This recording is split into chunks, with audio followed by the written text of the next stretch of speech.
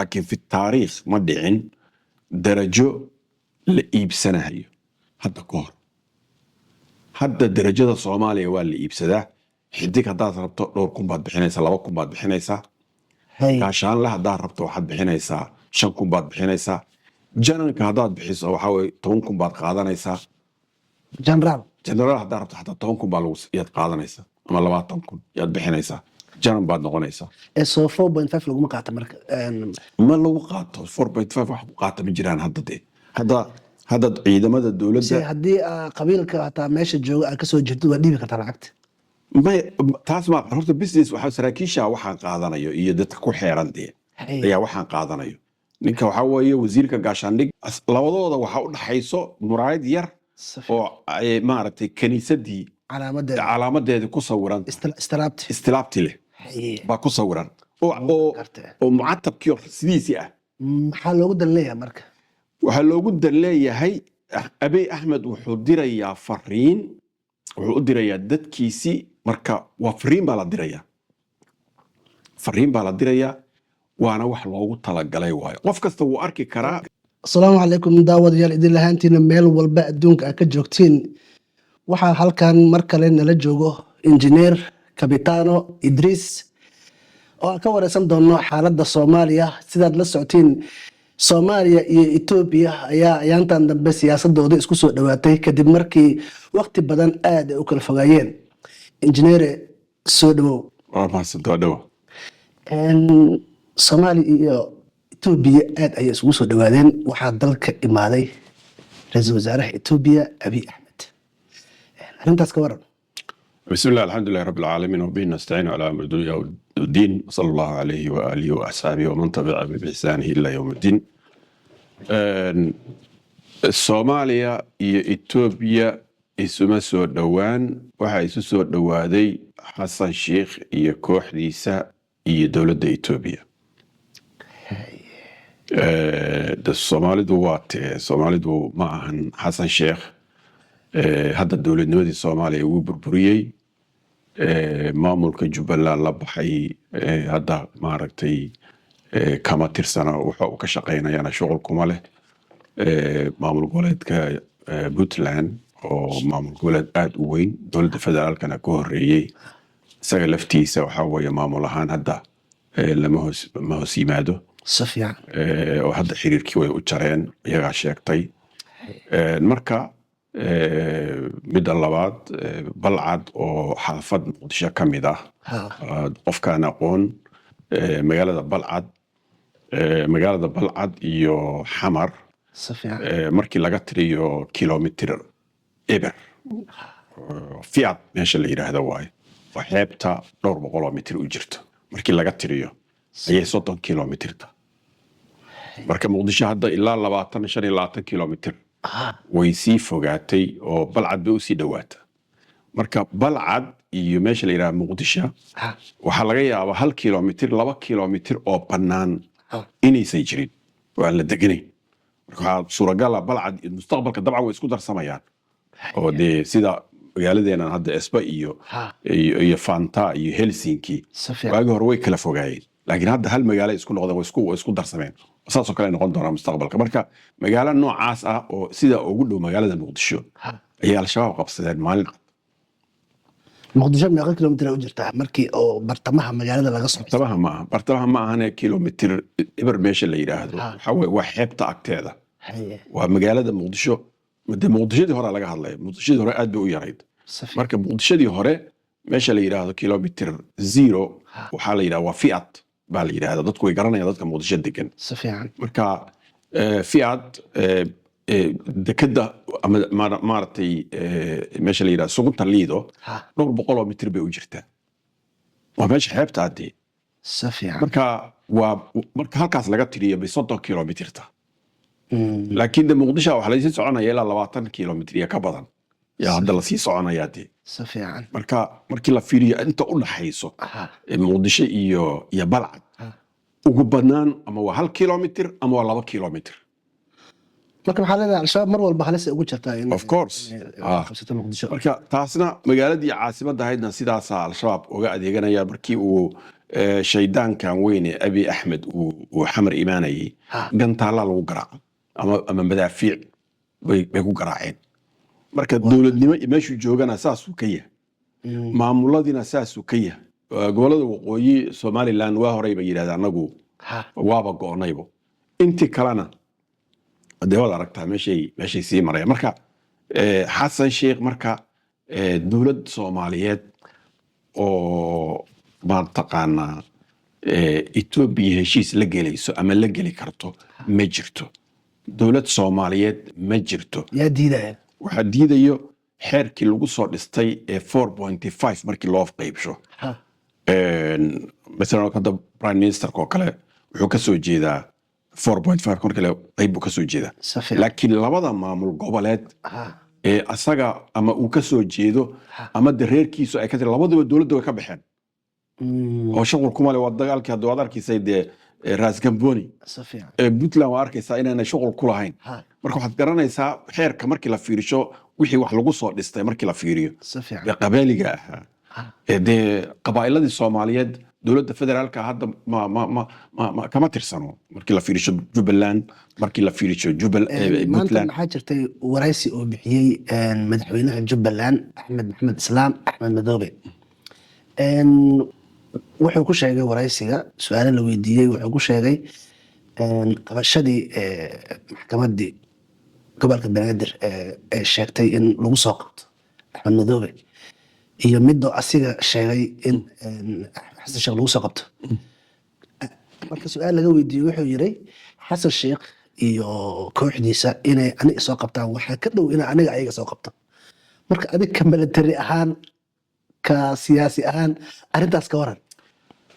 maya waa beentii horta markii xaqiiqa laga hadlaayo axmed madoobe run ma sheegayo wax u fududayn kara inuu xasan sheekh soo qabto waxba wax fududayn kara lama arko sababtoo ah dee labadooda waxaa u dhexeeya al-shabaab hadduu inta seexdo waxaa la rabaa had iyo jeer in laga hadlo xaqiiqda hadduu inta seexdo habeenkii hurdo ahaan u yidhaahdo waa ugu tegaya waa soo qabanaya waa gooni laakiin axmed madoobe mataqaanaa xasan ma soo qaban karo xasan axmed madoobe ma soo qaban karo labadooda midkoodna midka kale ma soo qaban karo dadka badanaa siyaasadda falanqeey waxay leeyihiin ninkan waa rog caddaa oo nin oday ah oo intaas soo shaqeyn jiray shabaabka naftirkooda la soo shaqeeyey marka waa u sahlan tahay wuxuu sheegaa waa run inuu dhibka jiraa waxay tahay dhibka jiraa waxay tahay horta nimanku mid walbaba warqadda uu qoray baad garanaysaa inay rag siman yihiin maaragtay ninna meel isbaaro u taalo mid kalena meel isbaaro u taalo sababtoo hadda axmed madoobe dee gobolada jubbaland oo dhan ma maamulo kismaayo bas uu ku oodan yahay dhowrkii 10 sanana kismaayo bas uu joogay meel kale ma aado oo dee meelaha kaloo dhan dee waxa laga yaaba maamulkiisa ama laga soo horjeedo ma waxbaa jiro xasanna waa sidoo kale laakiin jubbaland oo ka socda ma joogaan gado ma joogaan axmed madoobe gado kama taliyo ma ka taliyo baar dheerane ma ka taliyo waa kuwii dagaalka ka dhacay oo laga qayb qaab waxaan waa qabiil waaye marka koox nin walba meeshii dowladnimadii way dhimatay qabali baa loo dhigtay dad qabali ah qabiiladii marka la isku adeegsana marka qabiilkan waxaa laga yaabaa midka qabqablahooda inuu midkan taageero kan kale qabqablihiisa waxaa laga yaabaa kan kale inuu taageero marka dee waxaa weeye dowladnimo meesha kama jirto iyo maamul midna si dowladnimo iyo si maamulnimo cid u shaqaynaysana ma jirto oo dee madoobe hadda maamulka oo sheeganaya jubbaland oo ilaa iyo jubbaland dhan xukunta ma jirto dee weligeedba ma dhicinba dee axmed madoobe kismaayaa ka badan asaga dee sababtoo kismaayuu joogaa meel kale xataa afmadow iyo kismaayaan isu socon waxaa ka hadlaysaa meelo kale waxaan isu socon kismaayo iyo meesha la yidhaahdo meesha liboy ma jirto dhexda waxaa joogo al-shabaab baa jooga marka labadoodaba macnaha mid kala soo qaban kara ma jirto mid kala soo qaban kara ma jiro waana rag siman waaye oo ninna isbaara xamar u taalo ninna kalena kismaaya u taalo dowladnimona ma jirta dee oo dowladdii federaalka loogu talagalay inay dowladnimada ka shaqayso ayadaa mooryaannimo ka shaqaynaysa abiy markuu imaanayay waxaa xeebta liida lagu toogtay wiil soomaaliyeed oo isla markii ummadda soomaaliyeed dhan aad iyo aad ay uga xanaaqeen runtii. waxay noqotay arrin murugo leh. wiilka dabcan waxaa la sheegay in uu aflagaadeeyey ama waxyaabo macnaha dowladnimada lid ku ah uu sheegay, sidaas daraadeeda bedelkeeda xabad loogu dhuftay. marka adig ciidanaa tahay, askarta meesha joogto xabad ma ahane wax kale ma yaqaanin ay meesha ciidan ma joogaan. Soomaaliya ciidan waxa ciidan lagu tilmaamo marka ciidan leeyahay maleeshiya waa la dhihi karaa, mooryaan qabiileed waa la dhihi karaa, jabhad waa la dhihi karaa. laakiin ciidan Soomaaliyeed oo dowlad Soomaaliyeed oo ciidan leh oo ciidan dishibliin leh, ciidanka dishibliin baa asal u ah ma jiro. sababtoo ah marka sidiisaba askarigu xabad maba ridi karabo ilaa taliyihiisu amro. sideedaba markii ciidan laga hadlaya si fiican wuxuu ridi karaa haddii naftiisa loogu yimaado, asagaa marka xor u ah. haddii naftiisa loogu yimaado askariga asagoo hawaysan la damco in naftiisa loogu yimaado la dilo, waa self defense markaasaa difaacu nafsi uu soo gelayaa. markaas lafteeda isaga lafteeda xaaladda la qiimeynayaayo qofka kan muxuu rabaa qofka kan soo weeraray ma inuu diluu rabaa mise ujeeddo kaloo wataayo inuu feer ku dhufto. hadduu feer kugu dhufanayo ma toogan kartid. marka askari ma jiro asaga oon la amrin xabad ridi karo, maba jirabo markii askari laga hadlayo. laakiin sida muuqato ma u malaynayo askariga kan asaga iska toogtay, sababto way iska toogtaan dadka. marka meeshii marka waxaa waaye waana ayaan darro waaye. laakiin waxaasoo dhan waxaa ka daran dad baa inkirayo, waxay ku leeyihiin qofna lama dilin, qof meesha lagu dilay lama arko, waxaan waa propaganda waaye, waana sawirkii baa la xumaynayaa. fiiri, taasoo ayaan darro waaye. manaa qofka dhibka dhacay inaad haddana inkirto oo adduutiisa qof walaalkaa ah ama wiilkaadii adeerka u tahay, abtiga u tahay, in mataqaana inta la dilo si maaragtay isagoon hubaysnayn. midda kale qofka hadduuba hubaysnayn xabad looma isticmaali karo. waxaa xabad loo isticmaali karaa midi hadduu wato. midi waa hubaysan yihin, midi waa qof hubaysan waay. hadduu midi kugu soo weeraro waad iska dhicinaysaa. laakiin cunug laga yaaba inuu dhar buuma ah wato oo dabaal ka yimid oo aan waxba haysan, xeebtana dhagaxba malebo, soo ma ogid. xeebta dhagax male, xaani waa meel xaani ah waaye oo dhagaxba ma yaal. dhagax yaalana dhagax ma ahan, waa laga yaaba waa wax yar waay. marka in xabad lagu dhufto waa runtii waxaa weeye waa wax lala yaabo. weliba sida ay sheegayaan Abiy Ahmed uu fiirsanay wax taa ka sii daran. haddaad fiirisaan sawirada isla galeen oo xeebta iskula galeen, Abiy Ahmed iyo Xasan Sheikh macatabkii baa dhexda yaallo oo meesha loogu talagalay, wax loogu talagalay waay. macatabkii kiniisadii, calaamadda kiniisadda waa qof walba waa clear adii. labadooda waxaa u dhaxayso muraayad yar oo maaragtay kiniisadii calaamadeedii ku sawiran, istilaabti leh baa ku sawiran oo mucatabkii sidiisii ah. maxaa loogu dan leeyahay marka? waxaa loogu dan leeyahay Abiy Ahmed wuxuu dirayaa fariin, wuxuu u dirayaa dadkiisii. marka waa fariin baa la dirayaa, waana wax loogu talagalay waayo. qof kasta wuu arki karaa meeshan Abiy iskama lahan dalkan, Soomaaliya iska leh, Xasan Sheekhna ma lahan. Abiyna meesha waa lagu soo dhaweynaya, wax oo meesha sii dhigan kara ma ah. yaa u dhiga marka bahasha horaa loogu dhigay, waa loo sii diyaariyay. maalin baa lagu samayn karaa qolada hotel kale waa horay maalin keliya sii samayn kartay. marka dad Soomaaliya ka shaqeynaya dad Soomaaliya ka shaqeeya waana la dalbayaa. waxa leeyahay calaamadaas kiniisadda meesha ha lagu diyaariyo. midda kale meesha ku jirta waxaa weeye Xasan Sheikh iyo Ethiopia Abiy Ahmed waxay ku dirireen Xasan Sheekh wuxuu yiri Ethiopia waa inay ugu taageertaa xukunka inaan hayo Ethiopiana danaheeda aan u fuliyo si fiican xukunkan weligii aan iska haysto hay sidaas la isugu dhaca dabcan hadda waxa laga yaabaa Ethiopiaanku hadda inay inay aqbalaan inuu Xasan Sheekh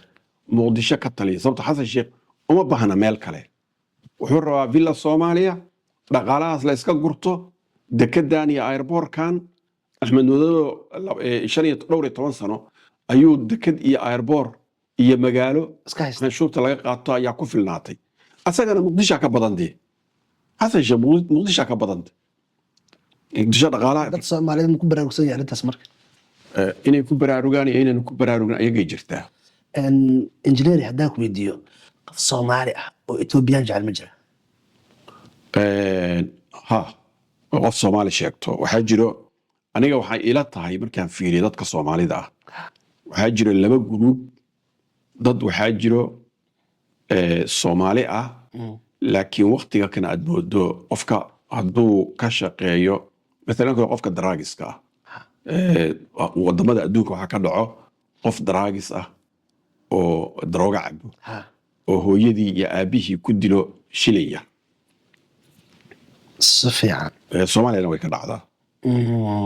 daroogadaas ayuu wuxuu u yahay waxaan la yiraahdaa slave daroogada xukunto si fiican hadduu darooga inuu helo aabihii ku dilayo waa dilaya had darooga inuu helo aabihii inuu soo dilo darooga la siiyo wuu dilaya waa gartay marka dad noocaas oo kale waxaa jira Soomaali ah oo hadda Soomaalida horboodo oo Soomaaliya ku iibsanayo wax yar Xasan Sheekhna waa kamid dadka asaga shal masaajidku muxuu marka uga hadlayo ilaahay Ethiopia maxaa la dhahaa waa ka soo darto waa la dagaalamayna hadda inuu shacabka dhan istaanbay geliyo yira diyaar garooba hadda xeebta inuu geeyo liida geeyo waxaa kaloo igu maqaalaa wuxuu rabay inuu balcad geeyo balcad sababta loo geenayo ma taqaanaa Ethiopiaanka hadda ka hor balcad yimid haddaanay al-shabaab qabsan lahayn waxaa igu maqaala ah wuxuu rabay inuu balcad geeyo Abiy Ahmed waa gartay marka sababaha ay kooxdaas u qabsadeen meesha sababahaas ka mid ah sababta ay meesha u qabsadeen waxay ahayd inuuna balcad Abiy Ahmed imaanin halkaas la maraya marka laakiin ma taqaanaa dadka Soomaalida qaarkood oo ama jahliha u geeyo ama by the way waxaan la yiraahdo qabyaaladu waa drugs way qofka dhimirkiisa way bedeshaa marka dadka marka qabyaaladu ay madax martay waxa aan sheegahayo uma muuqdaan waxa u muuqdo oo kaliya Xasan Sheekh baa qabiilkanaga bas intaas u muuqato si fiican garanaysa Xasan Sheekh waa qabiilkeena macnaha wax kasta uu sameeyo hadda duu yiraahdo hadduu macatabka soo qaato xataa calaamada kaniisadda soo qaato xataa waa wuu iska ciyaarayaaba la leeyahay waxaan waxba kama jiraan waa wax dad baa wala soo sawiraya Soomaa sawirka way photoshop ay ku sameeyeen sila soo istaagaya si fiican waad aragtay hadda Soomaaliya maalin hore ciidamada dhan heegana la geliyay shacabkii heegana la geliyay waxa la yiraahdaa Ethiopia la dagaalayaan marka ciidanka Soomaaliyeed marka fiirisid qaabkay u dhaqmayaan isleedahay ciidamadii hore iyo kuwan wax badan baa kuwan ka qaldan isleedahay kuwan wax kalma ka qaldan waxaan aad uga xumahay anigu runtii wadanka Soomaaliya waan u damqanaya waxaan aad uga xumahay inaan maqlo in darajada ciidamada la gato la iibsado lacag lagala baxo macnaha waa arrin runtii mucjiso ah waxaa Soomaaliya hadda ka jirto dowladda Xasan Sheekh ay samayso dowladihii hore ka horeeyay ma samayn jirin waa si bilaa sabab lacag waa la iska bixin jiray darajada si aan munaasab ahayn laakiin fi taariikh ma dhicin darajo la iibsanayo hadda ka hor hadda darajada Soomaaliya waa la iibsadaa xidig haddaad rabto 2,000 baad bixinaysaa 2,000 baad bixinaysaa gaashaan la haddaad rabto waxaad bixinaysaa 5,000 baad bixinaysaa jananka haddaad bixiso waxaa weye 10 kun baad qaadanaysaa. generaal generaal haddaa rabto xataa 10 kun baa yaad qaadanaysaa ama 20 kun yaad bixinaysaa, janan baad noqonaysaa. soo 4.5 laguma qaata marka ma lagu qaato 4.5 wax ku qaata ma jiraan hadda dee hadda ciidamada dowladda haddii qabiilka hataa meesha jooga aad kasoo jirto waa dhiibi kartaa lacagta. taas ma horta business waxaa saraakiisha waxaan qaadanayo iyo dadka ku xeeran dee ayaa waxaan qaadanayo. ninka waxaa weeye wasiirka gaashaandhigga hadduu rabo darajo in la bixiyo lacagtaa la bixinaya, intaasoo darajo ah waa in lacagtii marka hore la bixiyaa. waxaa kaloo ayaan dara ah hadda aniga maalan oo kaleeto qof macnaha qofka inuu mataqaanaa nin weyn. by the way Ramadaan mubaarak waa bil Ramadaan baa lagu jiraa. aniga dad qaraabo ila ah oo aad iigu dhow oo dowladda ka shaqaynayay oo agaasimayaal ahaa oo shaqaalo sare ahaa baa boosaskoodii laga ceyrsada. garanaysaa yaa ka cirsanaya marka xasan sheekh iyo gruubkiisaa ka ceyrsaday.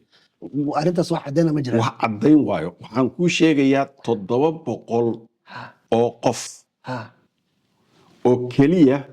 oo agaasimayaal iyo madax ka ah waddanka Soomaaliya hay'adaheeda ka mid ahaa oo kala gedisan 700 report la diyaariyaa jira 700 dad gaarayo ayaa Mareykanka oo keliya iska dhiibay oo dalka ka cararay. garanaysaa maadaama macnaha ciidan oo ahayeen si nabadgelyo ku noolaan karaan. waxaan waa masiibo qaran waayo. dadka Soomaaliyeed meel kasta ay joogaan waxaan meesha loo socdo meel sax maahan. haddii darajada ciidamada la gadanayo, haddii la iibsanayo boosaskii hantidii qaranka la iibinayo oo la xaraashayo, haddii dadkii mataqaanaa qabiil ahaan jagadoodii looga ceyrsanayo. daraad wiilaan la hadlayay wuxuu igu yiri 700 hadduu mushaarkaada dhaafo 700 hadduu mushaarkaada dhaafo oo aad dowladda meel ka joogto waa laga ceyrsanayaa. mataqaanaa magacyadoodan xataa sheegi karnaa dadka laga ceyrsaday. muhiim ma ahan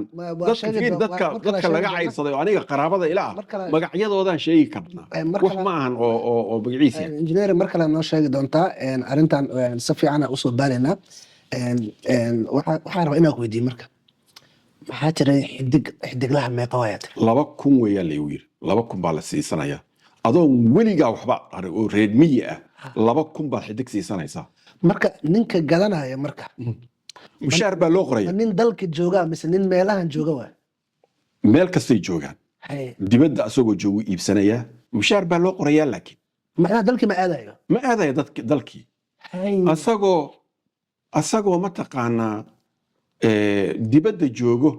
ayuu lacagtaas bixinaya. lacagta wuxuu bixinaya dadka systemka hay'adda wasaaradda gaashaandhigga systemkeeda boos xamar ka gadanaya marka bas waxaad samaynaysaa lacagtaa bixinaysaa darajada lagu qorayaa mushaarkaadina wuu ku bilaamaya sababta sarkaal baa taadi. adi ingiriiska ku nooshaa marka ingiriisaad ku noosha halka filan bay joogaan kuwo inta tegay mushaar soo dhammaystay halkaanay joogaan. adigu waad garanaysaa halkaanay joogaan oo kumaankuu qaato. arrintaas marka musuq maasuq weyn waay dowladda. waxaa laga hadlaya dowladda ma ka warhaysaa marka